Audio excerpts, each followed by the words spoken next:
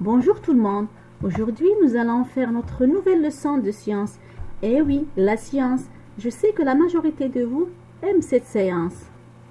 Alors, suivez avec moi et restez concentrés.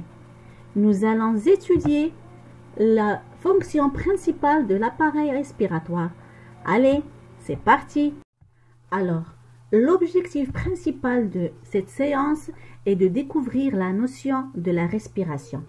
Mais avant, permettez-moi de vous dire que la fonction principale de l'appareil respiratoire est de fournir à l'organisme de l'oxygène et de le débarrasser en même temps du dioxyde de carbone. Et ce, à travers un mécanisme d'inspiration et d'expiration. Maintenant, je vais vous expliquer le mécanisme de la respiration.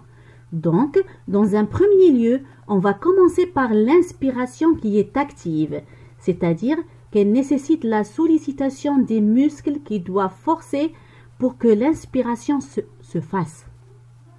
Regardez, s'il vous plaît, avec moi, en bas de l'illustration. Nous avons le diaphragme. Donc, le diaphragme, qui est un muscle qui sépare la cage thoracique de l'abdominal, il doit se contracter lorsqu'on inspire. Nous avons aussi les muscles intercostaux qui, lorsqu'ils se contractent, ils dilatent et augmentent le volume de la cage thoracique. Et par la suite, permettent à l'air d'entrer facilement. Passons à l'expiration. Là, c'est le contraire. Elle est passive. Donc, quand on expire, on relâche le diaphragme qui va remonter les muscles intercostaux. On le relâche, donc il va diminuer le volume de la cage thoracique. Et si le volume diminue, donc la pression va augmenter et l'air va se diriger de l'endroit où il y a une forte pression vers l'endroit où il y a moins de pression. Et l'air va expirer. Donc, on récapitule.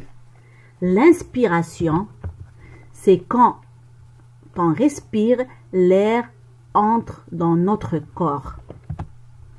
Et l'expiration, c'est quand on expire, l'air sort de notre corps.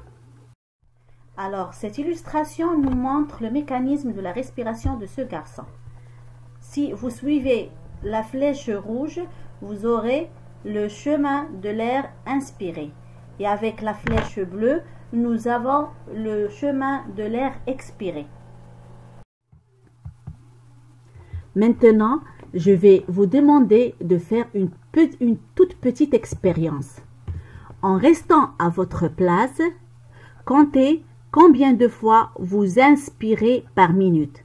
Maintenant, faites 3 fois le tour du salon en courant. Puis, comptez combien de fois vous inspirez par minute.